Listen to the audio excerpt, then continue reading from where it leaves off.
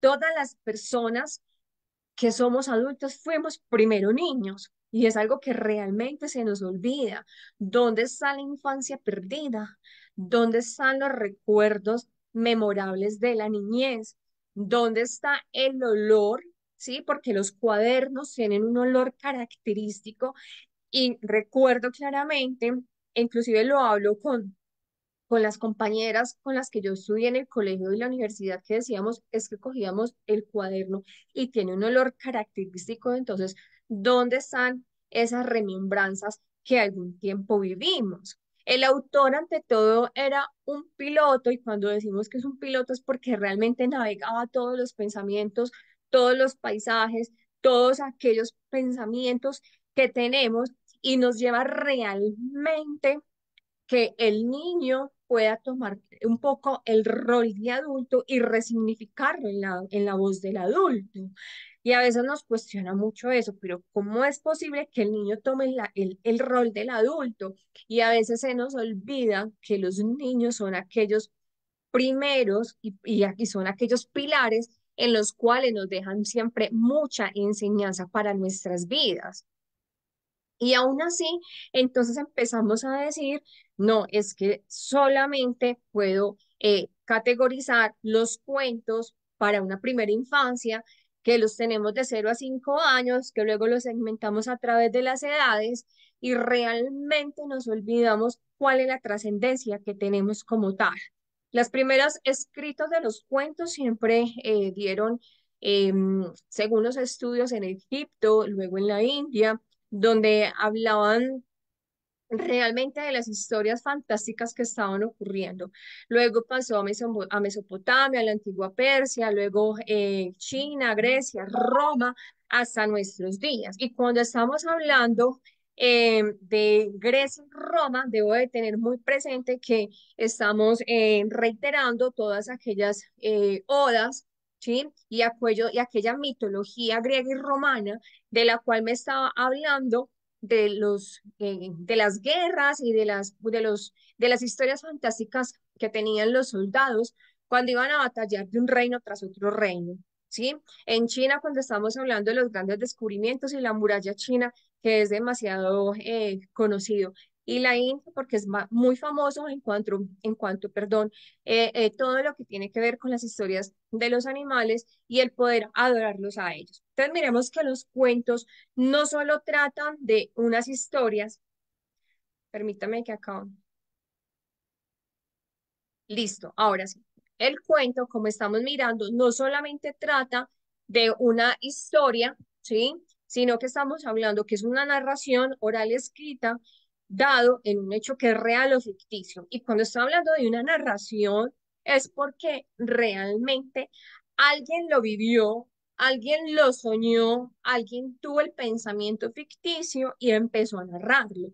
No significa, y ojo con eso, porque en una oportunidad dije un pensamiento ficticio, entonces estábamos hablando de psicopatologías. No, realmente el pensamiento ficticio es cuando empiezo a imaginar y por eso a través de la imaginación puedo empezar a trabajar todo lo que es creatividad, ¿sí? Entonces empezamos a decir que dentro de un cuento no solo tengo un personaje característico físicamente o dentro de su comportamiento, sino que a su vez yo puedo agregarle ciertos patrones que vienen desde el mundo exterior o a través desde esa personalidad que tiene y puedo empezar a darle otra característica. Y acá es cuando ya empiezo a decir, entonces, realmente, ¿cuáles son los cuentos? Y los cuentos siempre tienen sus personajes que son hadas.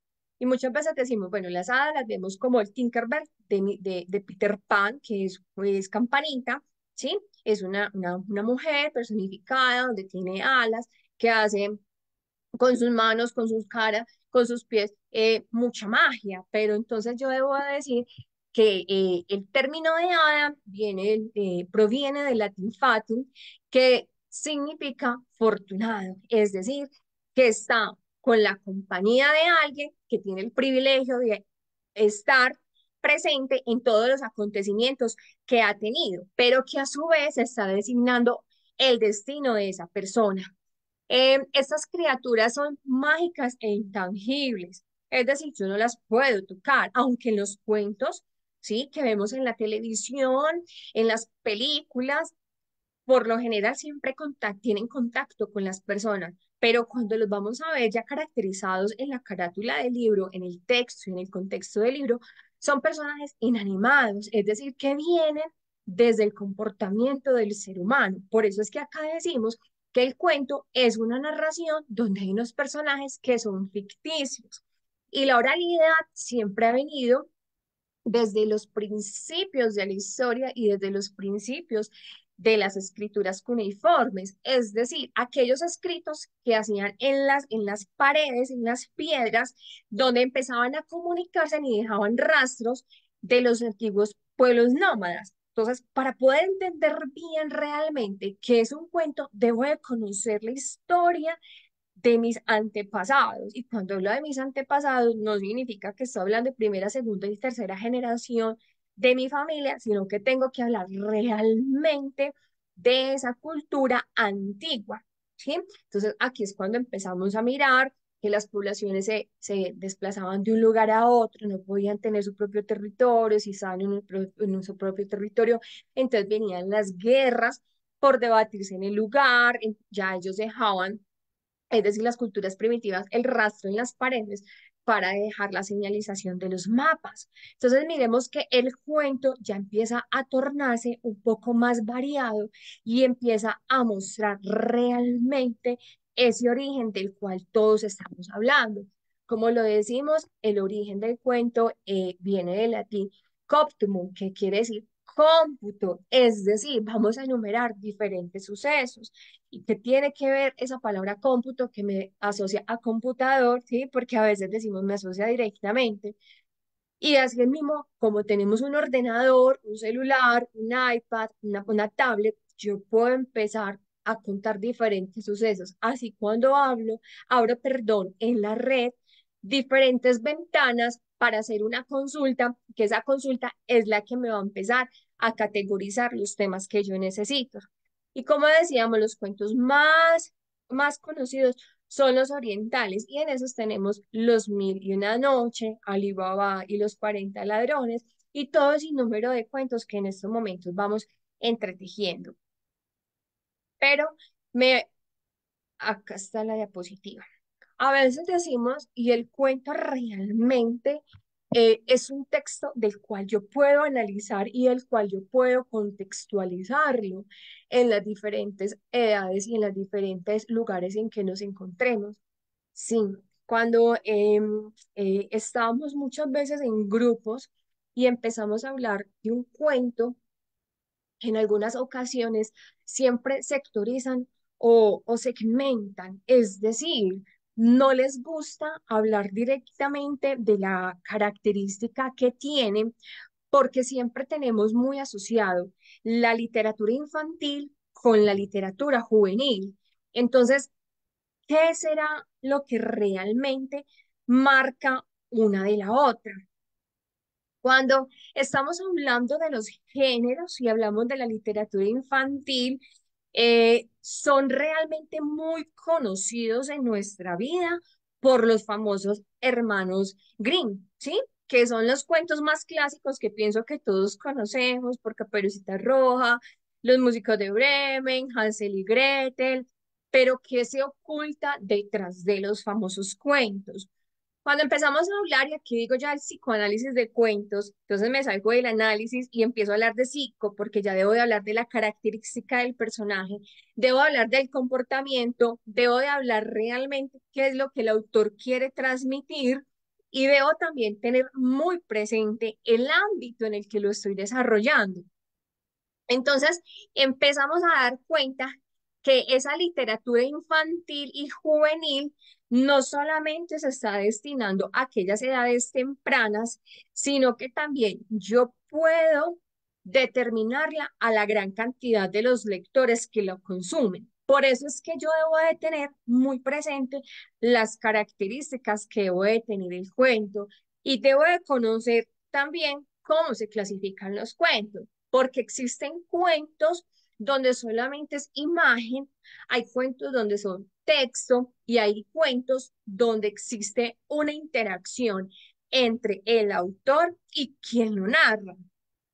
Entonces vamos a decir, bueno, ¿qué me diferencia del uno del otro? Los cuentos que son solo imágenes son cuentos de pasta dura donde solamente vamos a ver los dibujos. ¿Qué, qué me permite a mí hacer con estos dibujos? Interactuar, perdón, con los estudiantes. ¿Qué quiere decir eso? Que los mismos estudiantes hagan la construcción de la narración propia del cuento. Cada vez que yo me permito que ellos toquen el cuento, tengan contacto con el cuento, empiezo a mirar y a analizar realmente cómo es la verbalización y el contacto social que los estudiantes tienen, sin importar la edad. ¿Por qué decimos de la edad? Porque puedo trabajar con los bebés. Se puede trabajar con los bebés literatura infantil a partir de los 6 meses, porque trabajo en ellos, en los bebés, puedo trabajar las emociones y las sensaciones. Y es que un niño de 6 meses entiende emociones y sensaciones. Ellos entienden emociones, sensaciones, porque puedo trabajarlo a través de la musicalidad, puedo trabajarlo también a través de los sonidos, ¿sí? No solo verbales, sino también los sonidos de los cascabeles, sonajeros, tambores, panderetas, guitarras, todos aquellos instrumentos que tengamos en el salón y también trabajarlo a través de las texturas. Entonces, si yo tengo y estoy trabajando con un niño un cuento que sea relacionado con el mar, ¿qué elementos debería de trabajar? Debería de tener, perdón, debo de tener el agua, debo de tener un palo de lluvia, ¿sí? Para que represente la lluvia. A su vez, si no los tengo los elementos, entonces voy a buscar en mi entorno cómo puedo desarrollar mi creatividad como docente para llevarlo al aula. Entonces, si estoy hablando del agua, también puedo permitirme a los niños mojar las manitos o los piecitos, ¿sí? O no mojarlos todos, sino algunas partes, para que ellos reconozcan la sensación térmica. Entonces, miremos que esa edad puedo empezar a trabajarla y ya de ahí en adelante trabajar un cuento sin palabras en todas las edades. Puedo trabajarlo en los adultos, puedo trabajarlo en los adultos, porque la imaginación, la creatividad, el proceso de verbalización que tenga no es igual de un niño al adulto y los contextos siempre van a ser diferentes. E incluso cuando el cuento es narrado directamente por el oyente, puedo analizar también muchos comportamientos que son característicos de las personas. Entonces decimos, ¿qué comportamientos y qué características puede empezar a analizar? Uno, su factor social; dos, su factor ambiental; tres, cómo es en el hogar. Entonces miremos que estamos hablando de los ambientes socioprotectores y ya en el adulto ya puedo entonces empezar a indagar realmente cuál es su estilo de vida, realmente cuáles son las metas que tengo en la vida, realmente cuál es su visión que tengo en la vida, cuál es su proyecto de vida y lo trabajamos de manera integral. Dentro de las características que tenemos del cuento es la brevedad, los personajes, predomina la fantasía, se escribe en prosa y se concentra en un solo aspecto de la vida del hombre. Todas esas características las estamos hablando a nivel general, pero hay otras características que se empiezan a adicionar a medida que el cuento se vuelve un poco más extenso y también en el cuento cuando participan diferentes lectores y diferentes oyentes. El cuento, como decíamos, se caracteriza por esa brevedad, porque utiliza palabras que son demasiado necesarias. Siempre vamos a mirar que en los cuentos, ya sea un cuento que no sea contexto, sea un cuento donde los niños empiecen a manipularlo o un cuento donde me varía la edad, siempre vamos a encontrar una palabra característica, ya sea el amor, sea la amistad, ya sea algunos elementos como la manzana, ¿sí? Como la conocemos en Blancanieves, en otros donde son los chocolates como Hansel y Gretel, en otros cuentos como son el soldadito de plomo que lo representamos a través de las bailarinas. La tensión, es decir, siempre vamos a tener una introducción, un cuento y un desenlace. La introducción, el cuento y el desenlace puede variar. Sí puede variar porque yo puedo darle vida y puedo darle animación a los cuentos. ¿Cómo le doy vida y cómo le doy animación a los cuentos? Es la pregunta que muchas veces nos hemos realizado. Si él ya viene escrito, ¿sí? Y ya viene caracterizado desde hace mucho tiempo atrás. Cuando recién inicié el webinar, les estaba hablando sobre los cuentos de los hermanos Grimm. Entonces tenemos muy referencia dentro de ellos Caperucita Roja. Si yo me pongo a hablarles acá de Caperucita Roja y realmente cómo era el personaje, cuál era el lugar, quién era el lobo, la abuela, el cazador, ya empiezo a mirar y a estudiar una conducta de una familia que está estructurada, pero que dentro de la familia también viene a participar otras personas que de alguna manera empiezan a generar los vínculos, ¿sí? Y esto lo podemos ver en psicoanálisis de cuentos de hadas de Bruno Walters, que inclusive al finalizar y en la presentación que se les comparta está el enlace donde pueden descargar el libro y se los recomiendo muchísimo. Porque cuando yo empiezo a descubrir realmente esa tensión que se vive en los cuentos, ya empiezo a centrarme un poco más en la realidad y dejo de ser tan fantasiosa. Entonces, cojo el ejemplo de Caperucita Roja. Todos sabemos que en el cuento de Caperucita Roja es una niña que la mamá le llena una cesta con muchos alimentos para ir donde la abuela y que ella tiene que pasar el bosque donde realmente habla con los animales, ¿sí? Finalmente se encuentra con un lobo que se hace muy amigo. El lobo llega donde la abuela, se come a Caperucita, llega un cazador, rescata a Caperucita. ¿Sí? Es el famoso cuento que todos conocemos. Cuando yo voy a hablar del psicoanálisis del cuento, que acá es lo que quiero entrar y mirar para que ustedes ya desde una perspectiva, ya cuando estén un poco más centrados y vayan a mirar y clasificar la literatura para sus estudiantes, ya podemos empezar a decir, este cuento lo puedo utilizar en cierto momento y en cierta ocasión. Retomo, voy a estar en un ir y venir para que no perdamos la hilaridad. Entonces, si yo voy a analizar Caperucita Roja en un grupo y voy a mirar el comportamiento social, es válido, ¿sí? Porque puedo decir que Caperucita Roja se relacionaba con los animales. Obviamente, uno no habla con los animales, ¿sí? Algo que es particular es cuidar la naturaleza, pero entre los animales y el hombre no va a haber una verbalización. Yo no puedo decir que un conejo me dijo, hola, ¿cómo estás?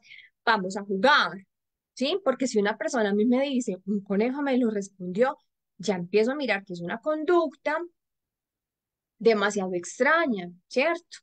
Pero si puedo decir, hay un entorno protector de la naturaleza que puedo decir que soy prevenida frente a la norma y la conducta y frente a las demás personas, también se puede. Caperucita, ¿qué hizo? Se encontró con el lobo, ¿sí?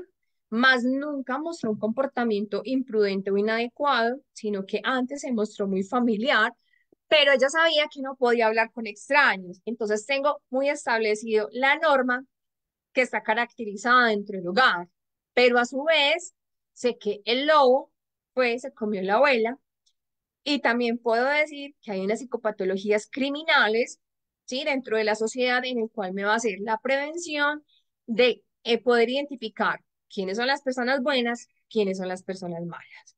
Pero a su vez existe el cazador, quien me va a dar la normatividad, que sería en este caso quién, la policía o los entes gubernamentales, ¿sí? Se los estoy sesgando desde de un punto de vista en el que yo digo voy a hablar del comportamiento social. Pero cuando voy a hablar dentro del comportamiento del personaje en el cuento, ya debo de mirar que la característica que tiene Caperucita, estamos hablando de una familia que no es una familia convencional, sino que es una familia eh, marental, donde realmente se está la ausencia del padre, ¿sí? Pero que a su vez hay una figura externa quien quiere protegerla, quien es que el cazador, pero realmente quién es el lobo, qué pasa con Caperucita y por qué se siente tan acogida por el lobo.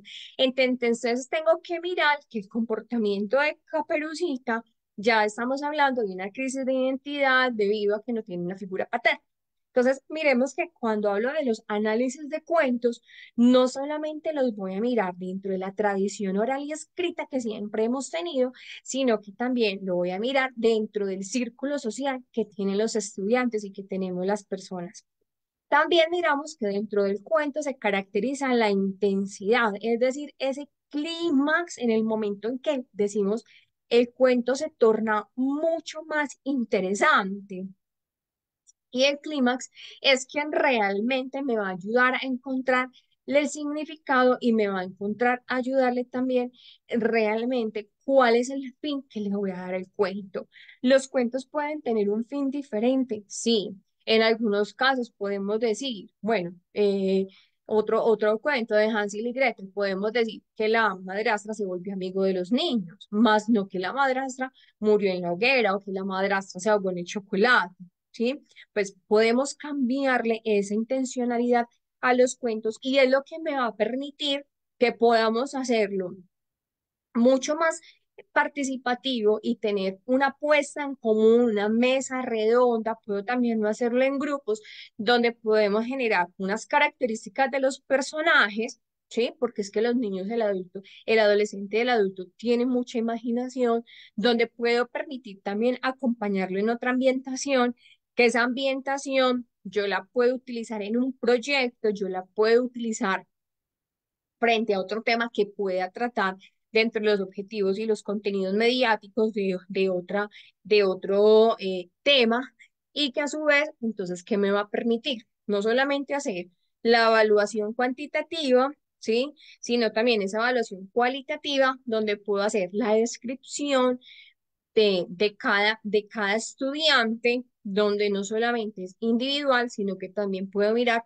cómo es dentro de su grupo de pares. Entonces, miremos que cuentos no es solamente el texto que llevo al salón para, en algunas ocasiones, y es lo que he visto, que tristemente tenemos nichos, espacios, rincones, ¿sí? Tenemos bibliotecas donde los cuentos infantiles es solo el espacio donde van los niños a leer porque ya terminaron de hacer una actividad. Cuando empecé y quise investigar sobre todo el tema de cuentos, de analizar, el poder mirar el comportamiento que tienen los niños, el proceso de vinculación que tienen con la lectura, el poder sentarme y dialogar con muchas profesoras y preguntarle por qué tienes este nicho en este espacio, por qué el nicho lo tienes en forma de castillo, por qué de pronto en forma de repisa, en casa. Entonces, algunas de las preguntas, de las respuestas muy bonitas y muy válidas me decían es porque queremos que los niños se encuentren con el mundo mágico. Entonces, siempre lo asociamos con Disney y todos los personajes. Y es muy lindo porque los niños van a cambiar de ambiente y de perspectiva, aunque estemos dentro de la misma zona, es decir, dentro del aula. Pero la pregunta que yo siempre hago es, ¿cuál es la intencionalidad de tener una biblioteca infantil dentro del salón? Porque si es simplemente coger un cuento y pasarlo de una hoja a la otra, es decir, de derecha hacia el lado izquierdo, pues estoy trabajando un proceso de motricidad muy bonito, ¿sí? Porque puedo trabajar pinza, porque puedo trabajar un agarre y puedo trabajar fijación ocular, pero realmente el sentido de literatura infantil es el que está enmarcado dentro de la institución, y cuando hablo de la institución es la biblioteca del colegio, o realmente es el lugar de lectura dentro del salón. Entonces, debo de tenerlo muy presente que dentro de este género literario siempre nos vamos a encontrar con otros subgéneros, ¿sí? Porque está el mito, está la leyenda, está el cuento, están los cuentos eh, perdón, las novelas juveniles, están las novelas picarescas, ¿sí? Están los fantásticos, los de misterio. Entonces, debo de llevarme a la reflexión realmente si los cuentos que estoy teniendo dentro del salón, dentro del aula o dentro del lugar de mi trabajo son propios para la edad que debo de trabajarlo, o si no son propios dentro de la edad, cómo lo estoy abordando y cuál es realmente la hilaridad que voy a tener en la secuencialidad. Dentro de los elementos del cuento, no todos siempre van a estar presentes, pero los más importantes es la acción, la atmósfera, el ambiente, el personaje, el asunto y el narrador. Y cuando yo entro a mirar cuáles son esas características que tengo dentro de los narradores, ¿sí? ¿Qué es lo que más llama la atención? Si el narrador es omnisciente, si el narrador es omnipresente. Entonces a veces decimos y miramos que el narrador en algunas ocasiones puede ser el mismo personaje. Entonces yo digo, ¿será realmente que el narrador es el personaje?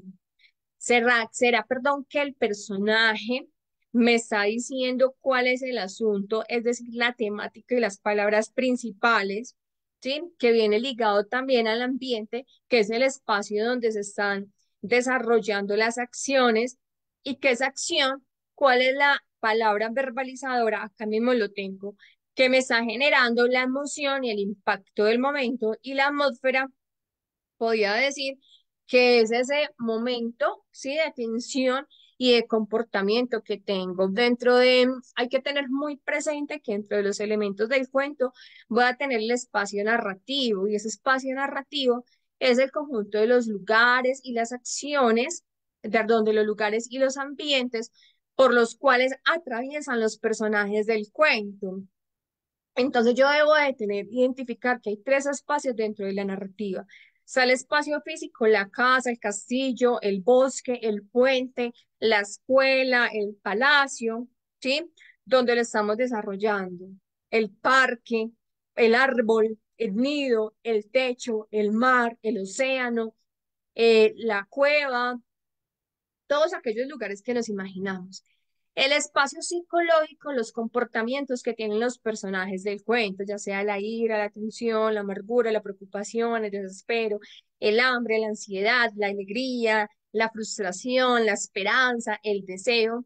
Y el espacio social, si está dentro de un ambiente protector o dentro de un ambiente que de pronto sea peligroso y que se esté desviando dentro de la normatividad.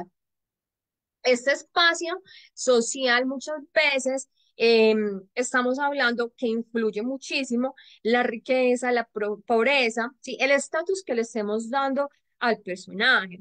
Y a veces decimos, pero es que suena como un poco elitista o suena como un poco clasista. Y si es verdad, si lo vamos a mirar dentro de los cuentos y la literatura que todos conocemos, ¿quiénes son los que tienen más el mando y tienen la autoridad? Los reyes, ¿sí? Y el clero, mientras que el pueblo están sometidos directamente a la normatividad que ellos tienen, es decir, los reyes, ¿sí? Y acá es cuando me remonto directamente a la época del virreinato, cuando decíamos que en el acceso a la educación solamente estaba el clero y estaba los príncipes y las reinas, y de que el pueblo como tal eran los que tenían que servir, y muy pocos de ellos tenían acceso a la educación. Por eso es que empezamos a decir que los cuentos de carácter psicológico se basan directamente a esa edad donde empezamos a mirar las primeras letras y los primeros escritos que eran dados en el palacio. Entonces, miremos que el solamente hablar del elemento del cuento, si me voy a quedar en un espacio, estoy intentando solamente ahondar un tema, pero si voy a hablar del ambiente, si voy a hablar del tema, porque inclusive a veces dentro de los cuentos yo puedo enfatizar el tema que me está dando. Si voy a hablar de Hansel y Gretel, yo puedo decir solamente estamos hablando de los hermanos. Entonces, ¿qué puedo trabajar ahí? Puedo trabajar entonces cómo está conformada la familia, qué características tienen tus hermanos, cuál es la relación que tienen con tus hermanos, cómo se llaman tus hermanos. Entonces, no solamente es quedarme en la carátula del cuento o en el contexto que tiene el cuento, sino también empezar a mirar toda aquella conducta social que tienen las personas. Y obviamente los cuentos tienen una clasificación en los personajes, porque son los principales y son los que me van a llevar a la acción realmente de la narración que está teniendo el autor. Entonces hay unos personajes que son estáticos. siempre van a tener la misma conducta dentro del cuento. Nunca los vamos a ver que van a hacer otra acción. Siempre van a ser tranquilos o de pronto van a tener unas emociones fuertes, pero nunca van a ser prácticamente los que tienen el papel primario, es decir, el que va a desarrollar diferentes actividades. Hay unos que son dinámicos que empiezan a modificar la conducta, entonces los vemos que empezaron un poco callados, pero se encontraron con otros personajes y empezaron a debatir sobre diferentes diálogos, entonces se encontraron con un caballo y el caballo era de color negro y sobre el caballo entonces había un caballero y el caballero los dirigió a diferentes lugares donde empezaron a conquistar reinos y a través de los reinos conocieron las diferentes princesas y de las princesas tuvieron sus hijos. Entonces miremos que son, empiezan a cambiar de acuerdo al momento que tenemos para empezar a realizar los diálogos. Hay unas que son siluetas, solo ingresan y salen realmente. Son aquellos personajes donde muchas veces los vemos en las películas, aparecieron 10 minuticos, desaparecen, no los volvemos a ver, porque como hay unos personajes que siempre se van a llevar la acción y el momento, entonces son esos personajes que son primarios y otros que son los símbolos, que pueden ser un elemento, una cosa, o sea, un elemento, una cosa, un objeto, una personalidad, ¿sí? E inclusive una persona. Ejemplo, si vamos a hablar un cuento que estemos de la paz mundial, ¿sí? Estoy hablando como temas sueltos de los que hablamos por lo general en las instituciones. Entonces, si hablamos de un cuento que hable de la paz mundial, vamos a tener de referencia a la paloma. Entonces, entró la paloma, voló y sobre todas las personas que estábamos en la ciudad nos dio la tranquilidad y todos vivieron muy felices. Entonces, miremos que al clasificar los personajes, yo puedo darle una animación o la animación que puedo tener dentro del cuento.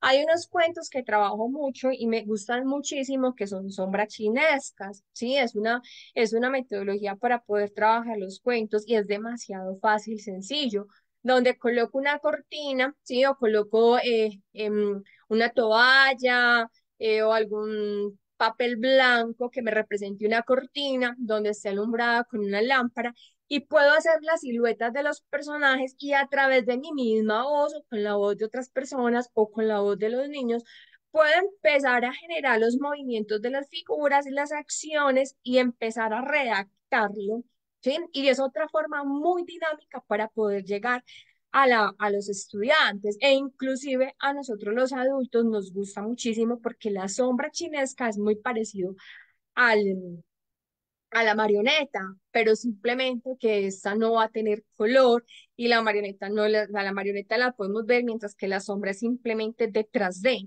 Pero cuando estoy trabajando en sombra chinesca en cuentos infantiles, yo debo de tener muy claro que la silueta del personaje sí debe de ser muy real, ¿sí? Muy clara, muy patente al personaje del cuento. Ejemplo, no tiene sentido que yo de pronto esté trabajando un cuento donde el personaje sea un árbol, que el árbol me parezca una sombrilla, ¿sí? Porque entonces voy a generar que una confusión en en las palabras y a su vez el significado que ellos tengan. Porque yo le puedo preguntar a los niños qué elementos vieron en el cuento, qué observaron, qué escucharon, qué oyeron. Si yo estoy trabajando los árboles con las frutas y si el árbol se me parece una sombrilla y si la manzana se me parece una pelota, un balón, entonces ya debo de decir, no, puedo entonces mejorarlo, ¿sí? Porque siempre he dicho, los docentes también tenemos la capacidad de la mejora, igual que los estudiantes. Puedo mejorarlo para otra sombra chinesca. Obviamente yo al estudiante no le puedo decir, es que no es no es una sombrilla, es un árbol, porque inmediatamente ¿qué va a decir el estudiante? Profe, pero es que lo que yo vi fue una sombrilla y el significado que yo tengo una sombrilla es el elemento con que yo me cubro cuando hay mucho sol o el paraguas cuando está lloviendo y no me parece una manzana, sino que me parece una pelota. Pues la manzana es una fruta y la pelota es un juguete. Entonces, tengo que tener mucho cuidado porque ese significado, el significante y la apropiación que tenga de la imagen frente a la realidad es lo que me va a marcar la conducta y a su vez esa respuesta a las preguntas problematizadoras que siempre le he dicho que son las mejores para poder realizar dentro de las instituciones. Dentro de la estructura del cuento, entonces siempre hablamos que está la introducción, que es cuando empiezo a contarle a los estudiantes, y ahorita lo vamos a mirar dentro de la estructura del cuento para que lo tengamos muy presente. Empiezo a contarle a los estudiantes, hoy tenemos un cuento maravilloso, ¿sí? Obviamente muchas veces no lo tengo que presentar, pero puedo decirle, hoy tenemos un cuento maravilloso. En ese cuento intervienen muchos personajes donde ustedes mismos empiecen también a manejar la creatividad y la verbalización, es decir, que pueda conocer las características de los estudiantes y a su vez pueda involucrar la participación de ellos dentro de esa introducción para llevarlos ya al punto ascendente del cuento. Entonces, cuando yo tengo la participación de los estudiantes, sin contar realmente y sin sesgar o sin excluir, ¿sí? Porque siempre voy a trabajar con población regular y con población inclusiva, siempre voy a generar ese ambiente de sensación, de impacto, de asombro. Y cuando yo tengo la sensación de impacto y asombro, es porque realmente estoy llegando a los estudiantes, ¿sí? Si yo no genero el asombro en los estudiantes o las personas que tengo a mi entorno, que les estoy brindando los pasos educativos, ya debo de cuestionarme mucho y decir qué es lo que está ocurriendo, porque a través del asombro yo puedo trabajar la imaginación, puedo trabajar la creatividad, puedo trabajar también la concentración de los niños y las niñas, ¿sí? Entonces, cuando manejo la introducción y me permito socializar con ellos, ya empiezo antes a hablar de la acción ascendente, empiezo a hablar de los personajes, empiezo a hablar del lugar, empiezo a hablar de las acciones. Hay momentos del cuento donde debemos de hacer una interpretación y debemos de hacer unas pausas. ¿Qué quiere decir eso? Hay cuentos que no son tan propios de acuerdo a la edad del niño. ¿Por qué? Porque el texto, ¿sí? Son palabras muy desconocidas y debo de tener muy presente que cada país tiene un dialecto. Entonces, si yo no comprendo la palabra que hay en el cuento, yo no puedo continuar hablando de ello. Por eso es indispensable que siempre que tengamos un cuento y lo vamos a leer y a socializar y a darlo en puesta en común frente a unos oyentes, debo de conocerlo muy bien, es decir, conocer el autor, por qué el autor lo escribió, o sea, a qué público iba destinado realmente. Leerme el cuento, aquí en Colombia decimos saborearnos la lectura. Es decir, que si encuentro unas palabras que no las conozco, voy al diccionario, puedo buscar un sinónimo y la puedo adaptar. Ya luego voy a la parte ascendente, que después de generar el asombro, la curiosidad, ya empezamos entonces a mirar los comportamientos de los niños y ellos empiezan a tener la participación. Bueno, no solo los niños, sino el adulto o el adolescente empiezan a tener la participación donde indican, realmente me llamó la atención. ¿Qué pasaría entonces si el príncipe no hubiera encontrado a la princesa y se hubiera encontrado con otros personajes en el bosque? Son preguntas que de pronto vamos a despertar en los niños también el poder pensar mucho más allá de lo que realmente el cuento tiene. Y el desenlace ya es el final que nosotros mismos les vamos a dar para mirar realmente si es un final feliz, porque no todos los cuentos terminan de forma muy feliz, o si es un final que de pronto va a generar el enlace para otro cuento, de otro cuento, perdón, en una clase de lectura. Entonces miremos que no todos los cuentos es y vivieron por siempre felices, fin. Cerré el cuento, lo llevamos a la biblioteca y ya dejamos que pase allí el tiempo. No. Ese cuento yo lo puedo trabajar en varias sesiones. Sí, lo puedo trabajar en varias sesiones.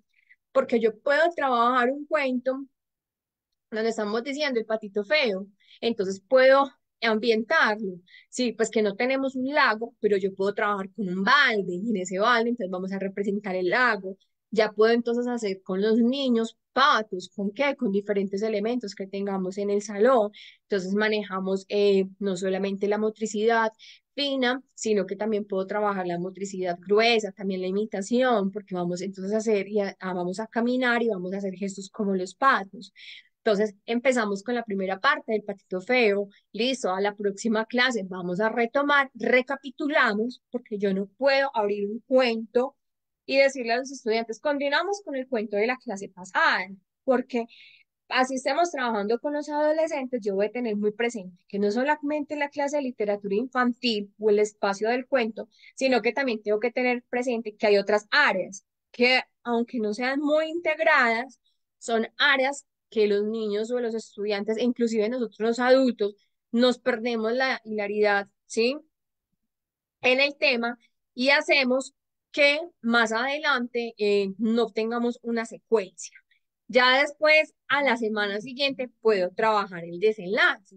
Entonces podría decir muchas veces, bueno, en clase vamos a hacer todos un patito feo, que trabajamos la inclusión. Todos los patitos son de este color. No, todos los patos son de este color. Entonces, puedo empezar a trabajar también con siluetas, trabajar desde la casa para involucrar los procesos familiares. Entonces, miremos que esa estructura del cuento me está permitiendo que no solamente lo tenga como la típica que tenemos introducción, nudo y desenlace, sino que pueda hacer las variaciones, ¿sí?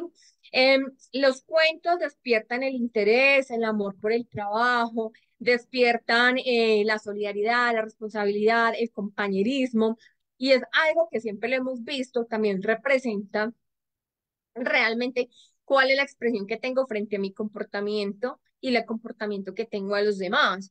Todo cuento lleva una reflexión, si puede llevar una reflexión, siempre y cuando el lector, ¿sí?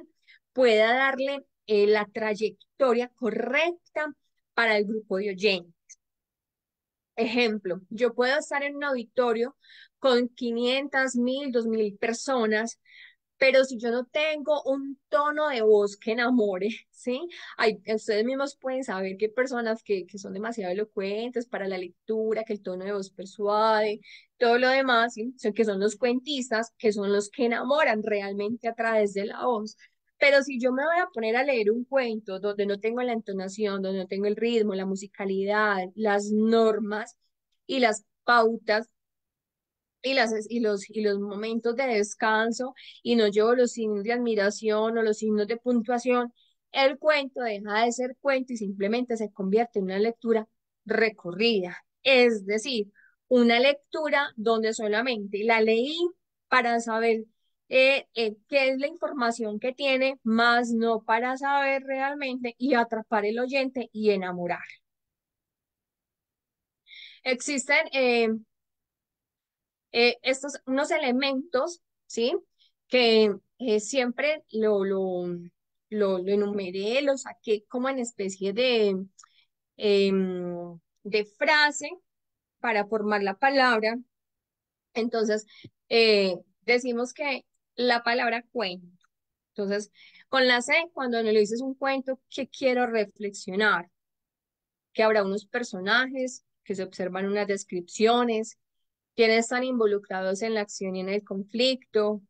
No debemos pasar el porqué de sus acciones, tomar nota siempre del ambiente, del lugar, de los sentimientos, orientarnos a la historia para poder entenderlos mejor, ¿sí? Entonces, al formar la palabra cuento con otras frases, me va a empezar a dinamizar un poco más realmente cuál es la estructura que quiero tener frente a la literatura, ¿sí? No solamente la infantil juvenil, sino a ese espacio de acercamiento con los personajes, también con los cuentos. Yo puedo empezar a evaluar esos tiempos de lectura que tengo en la casa con los estudiantes. En algunas ocasiones me han preguntado que si es bueno, si es aconsejable em, enviar links o enviar de pronto algunas referencias bibliográficas para que los padres descarguen cuentos o para que tengan la oportunidad de poder comprarlos y tenerlos en las casas.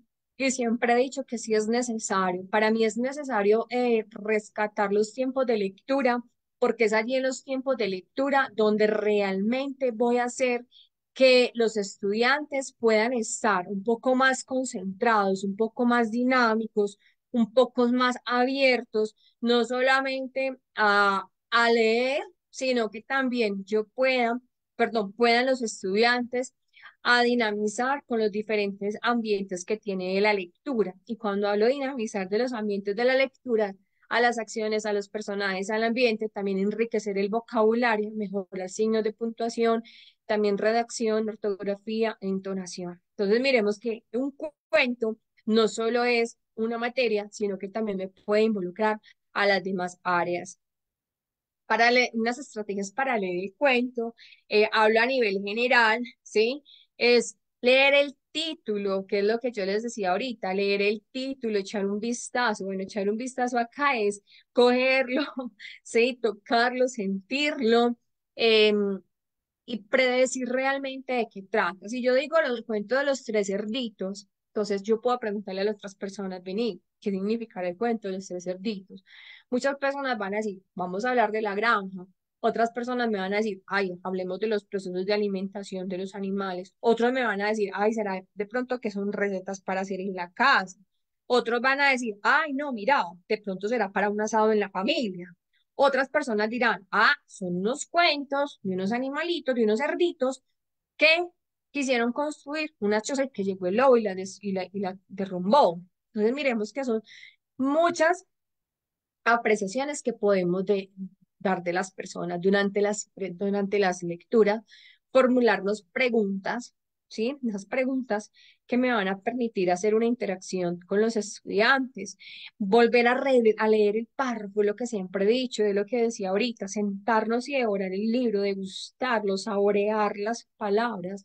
Si tengo algo que no entiendo, entonces buscar el sinónimo, también buscar referencias bibliográficas, ver qué quería decir el autor antes de. También recurrir a palabras claves de contexto que de pronto no las conocemos, que en algunos momentos puede ser muy complejo darlas a entender de los estudiantes, porque muchas veces em, con los dibujos o con los ejemplos tenemos estudiantes que se les dificulta un poco el poder comprender, ¿sí? Es cuando estamos hablando ya con necesidades educativas, entonces ya debo de tener mucho más presente algunas herramientas como son flashcards, elementos también como lo que son videos, elementos como son imágenes, ¿sí? Muy rico no poder tener una descripción física, si voy a hablar de un patico, entonces tener un pato pues en el salón, pero o sea, ya son cosas que ya es de acuerdo al aspecto dinamizador que tenga el docente. Y siempre confirmar las predicciones que nosotros tenemos. En algunas ocasiones decimos, ah, tengo este libro, tan rico este libro, me lo voy a leer. Pero cuando vamos a mirar el contenido, entonces como que me decepciono un poquito de lo que realmente estoy teniendo en la lectura. Identificar el tipo de narrador, si es omnisciente, si es omnipresente, si el mismo narrador es el protagonista de la historia, porque en algunas ocasiones es uno mismo quien narra el cuento, ¿sí? Y a veces decimos, puedo hacer cuentos, o sea, de mi propia autoría con cuentos que no tienen texto, sino que son imágenes. Claro, y entonces yo debo de decirme que la literatura propia es aquella que yo misma voy a hacer la construcción de acuerdo al conocimiento, de acuerdo al contexto que tenga, de acuerdo a la participación de los personajes y de acuerdo a las vivencias que haya tenido, ¿sí? No siempre tiene que ser, entonces me caí de las escalas o me caí de un árbol, me caí del columpio, bueno, un sube-baja, me caí de una bicicleta, entonces voy a contar la historia. No, porque yo puedo recrearla, puedo decir realmente cuál puede ser el cuerpo, perdón, del cuento, dinamizarlo de acuerdo a la carátula. Y obviamente siempre, siempre preguntarme realmente qué me está transmitiendo la primera imagen. Es decir, acá lo conocemos como la pasta, la carátula, no sé cómo lo conocerán en sus países, pero es la primera página del cuento que es donde está el dibujo como tal. identificar los acontecimientos primarios, secundarios, identificar el personaje, mirar si hay un orden temporal en los acontecimientos, mirar la forma cronológica y artística. Entonces decimos, ¿qué quiere decir cronológica y artística? Tengo que tener muy presente que los autores eh, hablan de tiempos, entonces pueden hablar del otoño, puede pasar del invierno, puede pasar el verano, o pueden empezar con los cuentos. Era un enero del año 1970 y más adelante puede cambiar. Y finalmente los personajes, bueno, finalmente Pedro, María, Juan se encontraron en la estación del metro, estaba nevando, para esta época ya era Navidad. Entonces miremos que estamos hablando de la cronología y lo artístico, porque obviamente estamos hablando de estados de tiempo, estamos hablando de la vestimenta, porque yo no me voy a decir igual en enero como me hizo en diciembre o como me hizo en un otoño para vestirme en una primavera. Entonces miremos que cambia constantemente los diferentes momentos, relatos del cuento, que es lo que siempre hemos hablado, la introducción, el desarrollo, el nudo, el desenlace, puedo jugar con ellos. ¿De qué trata el cuento? Fantástico, policial, ciencia ficción, costumbrista, renacentista, ¿sí? Pictórico, de estos cuentos que son de temor, de miedo, ¿sí? Verificar la función adjetiva en el lenguaje, en el tipo de las descripciones que se presentan, es decir, cuál es la característica y cuáles son las cualidades que me están identificando el ambiente, me está identificando el personaje, me está identificando el lugar. ¿Cómo dialogan los personajes entre ellos mismos? Si de pronto el narrador hace una intervención o solamente son los personajes o si en todo el tiempo está el autor contando la historia, porque hay cuentos donde solo participa el narrador, perdón, el autor, donde hay momentos, hay un narrador que es omnisciente y omnipresente, es decir, que está constantemente en la historia, y hay un narrador que es omnisciente, que fue el que vivió y narró, pero permite que los personajes estén en acción o si solamente en el cuento van a participar los personajes. Después de leer, vamos a identificar los recursos y las técnicas utilizadas en el cuento, es decir, la información respecto a un acontecimiento central y secundario, la idea principal, los problemas y las soluciones, los órdenes de los sucesos, el resumen del cuento leído, cómo expresa la opinión de los estudiantes. Es bastante importante saber qué piensa el estudiante frente al cuento que nosotros acabamos de leer, frente a la literatura que nosotros estamos teniendo. Porque para mí personalmente, se los digo con todo respeto y lo digo a modo también de anécdota, porque cuando yo estaba en el colegio, nosotros cada mes debíamos de leernos un cuento en el área de español y era muy triste porque habían cuentos muy largos. A mí nunca se me va a olvidar el Popol Vuh, creo que no sé si todavía existirá ese cuento, pero es un cuento que realmente es muy complejo de leerlo. Respeto mucho la literatura porque realmente admiro las personas que escriben, pero es un cuento que a mí me marcó por completo porque fue un cuento muy difícil de comprender, donde nunca realmente pude encontrarle sentido a los personajes ni al diálogo que tenían. Entonces, cuando siempre me siento a hablar con las profesoras, me siento a hablar con algunos estudiantes e interactuar sobre los libros que vamos a leer, es importante preguntar, porque desde la perspectiva que yo tuve como estudiante, sí, yo siempre decía que de pronto nos hubieran preguntado, ¿me gustó el libro, sí o no? Porque es que a través de esa respuesta que estamos obteniendo de los estudiantes o de los lectores, puedo también identificar cuáles son los textos que puedo empezar a recomendar. Eh, Siempre la lectura, siempre la literatura, perdón, va dirigido a todas las personas, sin importar las edades, porque en todo momento de la lectura es cuando yo puedo empezar a impresionar, empiezo, y cuando hablo de la impresión, no es que ay, voy a enamorar, voy a cautivar, no, impresionar significa es plasmar y dejar allí por sentado realmente el sentimiento que voy a generar en la otra persona. Que ese sentimiento que tengo, la otra persona pueda plasmarlo y aquí es cuando empezamos a hablar que los temas empiezan a identificarse de acuerdo a las características que tienen dentro de los personajes, dentro del ambiente, dentro de las escenas. Y también puedo empezar a mirar si hay un contexto donde me esté influyendo dentro de la igualdad de género, dentro del medio ambiente, dentro de la autoestima. Yo debo tener en cuenta que la literatura infantil debe siempre tener un lenguaje sencillo, un lenguaje explícito, un lenguaje donde me esté hablando realmente de los valores, de la importancia que debo de tener hacia el poder socializar con las otras personas y él también, el contacto que yo tenga, eh, no solo desde el ámbito verbal, sino que también lo puedo tener desde el proceso textual. Por eso hoy en día aprovechar las tecnologías en literatura y en procesos de narración es muy importante. Podemos generar grupos de chat con los estudiantes y a través de una palabra o a través de una frase empiezo a generar un texto. Y ese texto muchas veces lo puedo convertir inclusive podría hablar de una revista indexada donde puedo decir, generamos en trabajo en equipo con los estudiantes este eh, texto o este trabajo, ¿sí? E incluso también con los niños pequeños. Acá en las cibergrafías hay unos links muy bonitos, son unos links donde ustedes van a poder interactuar realmente con muchos cuentos, son muchísimos cuentos los que hay.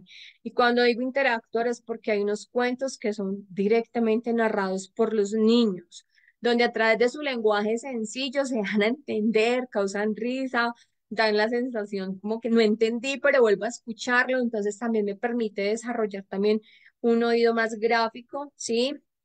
Frente a la imagen y frente a la intencionalidad que el niño está teniendo. Hay cuentos donde los puedo descargar realmente, son permitidos descargar. Estoy hablando de estos tres enlaces que principal acá están al inicio. Son cuentos muy fáciles, son cuentos que muy conocidos, hay cuentos que no son tan conocidos porque estamos hablando de una literatura universal, pero sé que son de gran ayuda, por eso son links interactivos.